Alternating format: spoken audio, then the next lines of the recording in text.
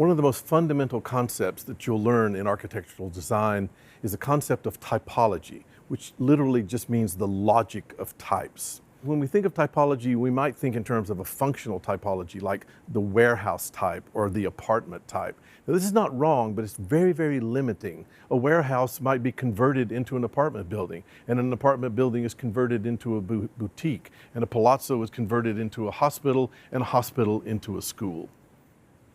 A more interesting notion of typology comes from the French architectural theorist Coutumier de Concy.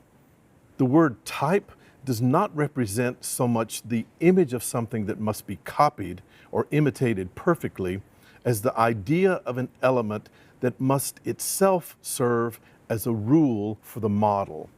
The functional type is not wrong, but we need a theory of type that's more fundamental. We need a theory of type that would account for the way Palladio's diagram generates multiple variations of the villa. One of Palladio's villas is not a model for the other. It's rather the case that a single rule exists, a single set of procedures, a geometrical organization that produces variations on the villa type.